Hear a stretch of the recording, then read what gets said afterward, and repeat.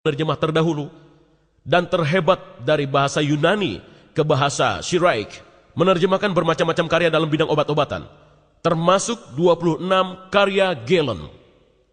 Hal ini membuat mereka tersedia di kerajaan Khosrow I di Persia dan bagi suku Ghassan yang mempunyai pengaruh membentang sampai pinggiran Madinah.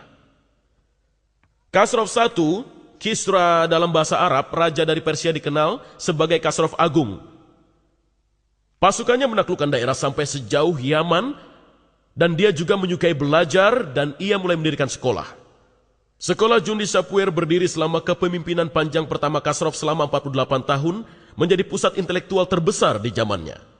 Dalam naungannya terjadi pertukaran besar antara pemikiran dan pengalaman Yunani, Yahudi, Nestorian, Persia, Hindu, dan ajaran ini sebagian besar dalam bahasa Syiraik, dari terjemahan Syiraik dari teks Yunani.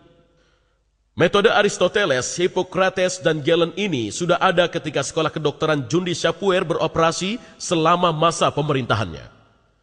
Tahap selanjutnya penakluk Arab memaksa kaum Nostor untuk menerjemahkan teks Syiraik mereka tentang obat-obatan Yunani ke dalam bahasa Arab itu sendiri.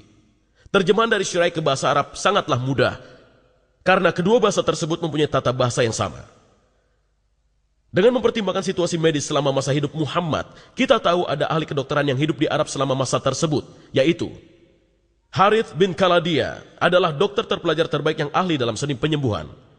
Dia lahir sekitar pertengahan abad ke-6 di Taif dari suku Bani Sakif.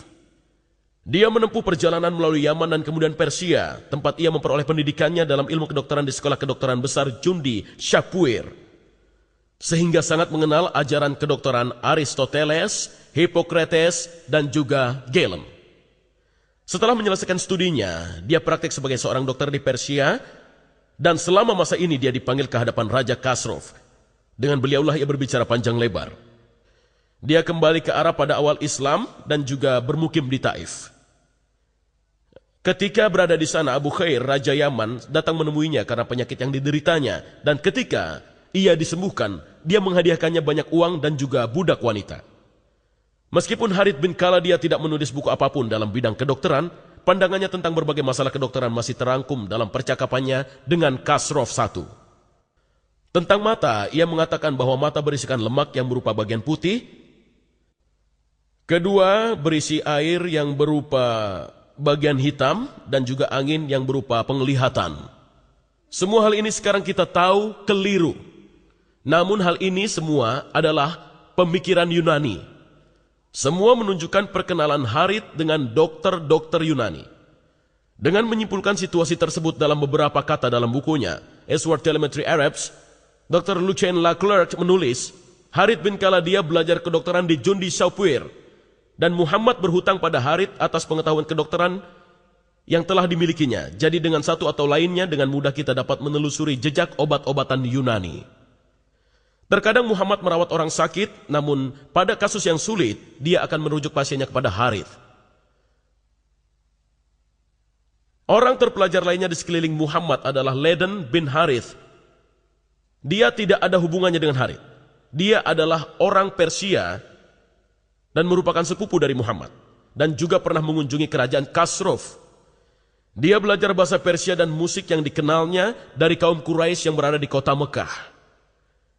Namun dia tidak menyukai Muhammad. Menilai beberapa cerita dalam Al-Quran, Muhammad tidak pernah memaafkannya atas apa yang telah dilakukannya, dan ketika dia dimasukkan ke dalam penjara pada saat perang Badar, Muhammad menjatuhkannya dengan hukuman mati.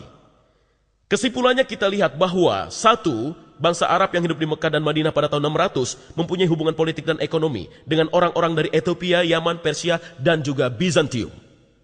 Kedua, sepupu Muhammad mengetahui bahasa Persia dengan baik, belajar musik di sana.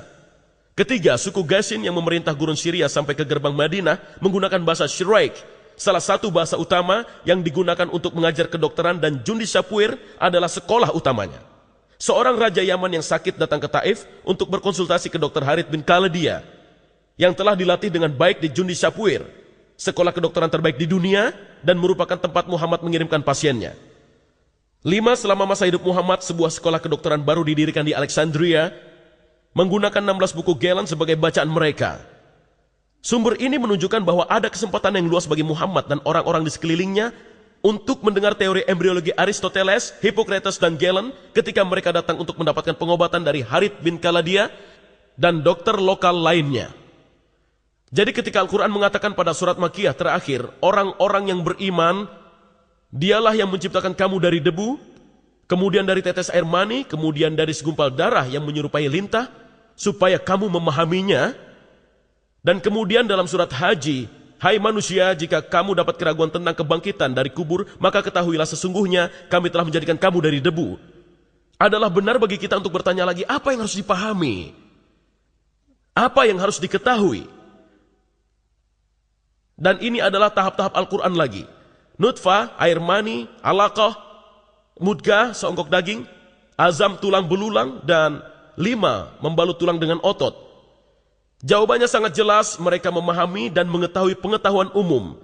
Tahap-tahap embriologi seperti yang diajarkan oleh dokter-dokter Yunani. Saya tidak bermaksud kalau pengikut Muhammad semuanya tahu tentang nama-nama dokter Yunani. Namun mereka mengetahui tahap-tahap embriologi dokter Yunani. Mereka percaya bahwa air mani pria tercampur dengan darah menstruasi wanita menghasilkan segumpal darah yang menjadi bayi. Kedua, mereka percaya ada masanya ketika janin terbentuk secara sempurna.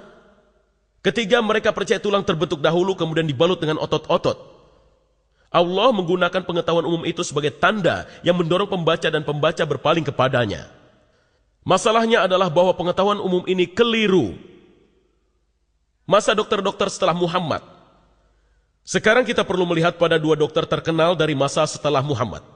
Tampaknya mereka tidak memiliki dampak pada Al-Quran, namun mereka menunjukkan kepercayaan itu dan gagasan embriologi Aristoteles, Hippocrates, dan Galen berlanjut di antara bangsa Arab sampai dengan tahun 1600. Jika terjemahan yang benar dari Al-Aqsa adalah sesuatu yang menyerupai lintah, seperti yang diakui oleh kaum muslim modern seperti Syabir Ali, tidak ada tempat bagi dokter pada masa pasca Al-Quran yang menyatakan demikian. Pada kenyataannya justru sebaliknya. Gagasan dari dokter-dokter Yunani ini digunakan untuk menjelaskan Al-Quran. Al-Quran disandikan untuk menerangkan arti dokter-dokter dari Yunani. Manusia memperoleh asalnya dari 2, ini berbicara Evansina atau Avicenna. Makhluk hidup berasal dari 2 benda, air mani pria yang memainkan bagian dari faktor dan juga air mani wanita. Bagian pertama dari darah menstruasi yang menyebabkan masalah ini. Jadi kita lihat bahwa Ibnu Sina memberi air mani wanita peran yang sama seperti yang dikemukakan Aristoteles tentang darah menstruasi. Sangatlah susah untuk menekankan pentingnya Ibnu Sina sebagai seorang ilmuwan dan juga filsuf pada Eropa pra-modern. Kemudian kita akan lihat pada Ibnu Qayyim Az-Zawjiyah. Ibnu Qayyim mengambil keuntungan dari kesepakatan Al-Quran dan kedokteran, mungkin tidak begitu jelas, namun Hippocrates dalam ungu dan Al-Quran dalam hijau tua, dan Al-Hadis dalam ungu, dan komentar dalam warna merah, dan pernyataan dia sendiri berwarna semacam biru muda. Dia mengatakan apa yang dikatakan Hippocrates pada bab ketiga kitab Al-Ajinah. Air mani terdiri atas sebuah membran dan ia tumbuh berkat darah ibunya yang disalurkan lewat rahim. Beberapa membran terbentuk di awal, lainnya setelah bulan kedua dan lainnya lagi pada bulan ketiga. Dan phrase ini tentang darah yang diturunkan ke rahim. Kita telah melihatnya ketika kita melihat slide Hippocrates. Itulah mengapa Tuhan berfirman, di sini di Al-Quran disebutkan, Dia menciptakan kamu dari dalam rahim ibunya, dari bentuk satu ke bentuk lain dalam 3 kegelapan. Itu adalah Al-Quran 39 ayat 6. Kemudian dia memberikan gagasannya sendiri. Karena masing-masing dari membran ini mempunyai kegelapannya sendiri, ketika Tuhan menyebutkan tahap-tahap penciptaan dan pembentukan dari keadaan satu lainnya. Dia juga menyebutkan kegelapan dari membran-membran tersebut. Kebanyakan komentator menjelaskan, dan ini adalah komentar dari para komentator, adalah kegelapan pusat dan kegelapan rahim dan kegelapan plasenta. Pada contoh kedua, kita baca, Hippocrates mengatakan, mulut terbuka secara spontan dan hidung dan telinga terbentuk dari daging. Telinga terbuka dan mata terisi dengan cairan yang sangat jernih. Sang Nabi biasa mengatakan, aku menyembahnya yang menciptakan wajahku dan membentuknya, membuka pendengaranku dan penglihatanku, dan seterusnya. Di sini kita lihat